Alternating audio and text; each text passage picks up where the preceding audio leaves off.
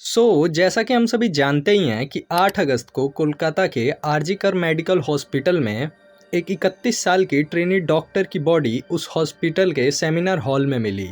और उस lady doctor की बॉडी को इतना ब्रूटली डैमेज किया गया था कि अगर कोई भी इंसान उसे देखेगा तो वो यही कहेगा कि ये एक रेप एंड मर्डर केस है। बट 9 अगस्त को हॉस्पिटल से उस लड़की के घर वालों को फोन किया जाता है और यह कहकर इस केस को दबाने की कोशिश की जाती है कि आपकी बेटी ने सुसाइड किया है। और उनके घर वालों को कई घंटों तक लड़की की बॉडी भी नहीं दिखाई जाती। लेकिन फिर पूरे देश में प्रोटेस्ट शुरू हो जाता है जस्टिस के लिए। इसके बाद जिसने ये क्राइम किया है उसको पुलिस पकड़ती है और जब उससे पूछताछ होती है तो वो ये तुरंत मान लेता है कि ये क्राइम उसी ने किया है। और वो ये भी कहता है कि अगर उसे इस क्राइम के बदले फांसी भी हो जाएगी तो भी उसे कोई प्रॉब्लम नहीं है। अब आपको ये सुनकर थोड़ा अजीब तो लगा ही होगा कि यार ये थोड़ा फिशी साउंड कर रहा है। बिल्कुल मुझे भी ऐसा ही लगा था। और फिर एक ऐसी रिपोर्ट आने लगती है कि इस कॉलेज में सेक्स रैकेट्स, ह्यूमन के बॉडी के ऑर्गन्स की तस्करी और भी कई तरह के घिनौने क्राइम भी होते थे। और इन सभी काले धंधों के बारे में विक्टिम को पता चल गया था, जिसके बाद उनको रास्ते से हटाने के लिए उनका मर्डर कर दिया गया। और माना तो ऐसा भी जा रहा है कि संजय रॉय जिसने क्राइम किया है वो तो मेन कल्प्रिट है ही नहीं।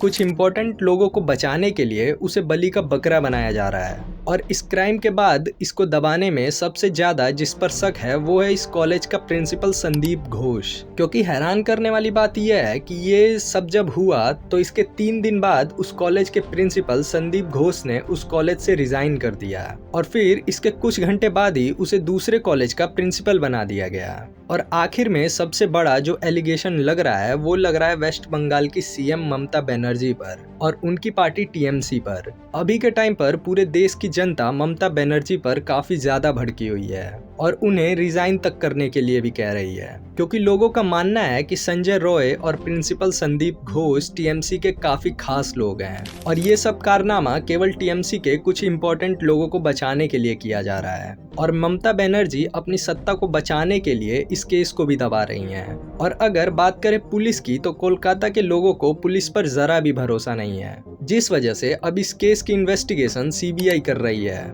और इस बात को कोलकाता हाई कोर्ट ने पुलिस की नाकामी भी बताया है। और अगर आप ऑनलाइन इस केस से रिलेटेड सोशल मीडिया पर पढ़ोगे तो आपको कई थियरीज और कई तरह की कॉन्स्पिरेसी थियरीज भी देखने को मिल जाएंगी। बट एट द एंड बात तो यही आती है कि आखिर असली सच क्या है।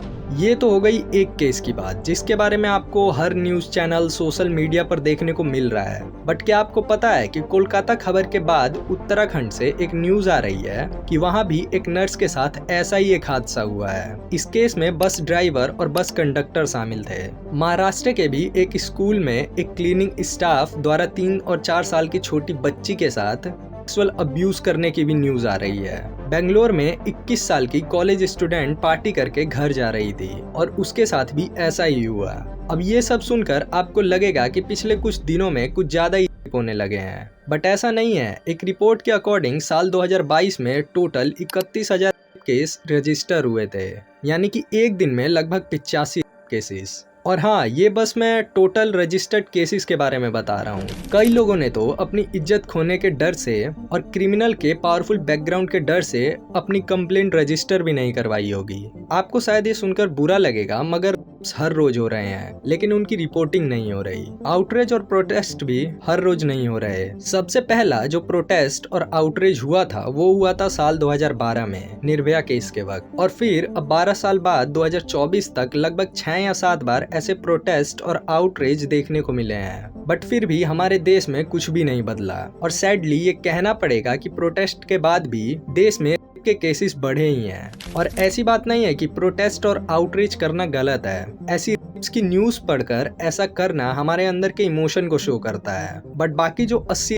हर रोज हो रहे हैं उनका क्या? आपको इसी बात से अंदाजा लग गया होगा कि हमारे देश में विमेंस को लेकर कितनी ज्यादा सेफ्टी है। एक तरफ हम लड़की को देवी मानते हैं और दूसरी तरफ उनके साथ ये सब हो रहा है। और एनसीआरबी की रिपोर्ट के अकॉर्डिंग साल 2022 तक 3,58,749 के मामले रजिस्टर हुए थे, लेकिन फांसी की सजा उनमें से बस 5 क्रिमिनल्स को मिली थी। नए कानून में सजा का सख्त प्रोविजन है, लेकिन क्रिमिनल्स को इसका जरा भी डर नहीं है और ये हमारी गवर्नमेंट की नाकामी को शो करता है। बाय द वे, अगर आपको ये वीडियो जरा भी सही लगी हो तो इसको अपने फ्रेंड्स एंड फैमिली मेंबर्स के साथ भी जरूर शेयर करना, ताकि उन्हें भी इसके बारे में पता चल सके। और हाँ, आप अपना और अपनी फैमिली का, खासकर विमेंस का अच्छे से ध्यान रखना और रक्षा भी करना, क्योंकि ये देश शायद ही उनकी रक्षा कर पाए। Thank you for watching the video.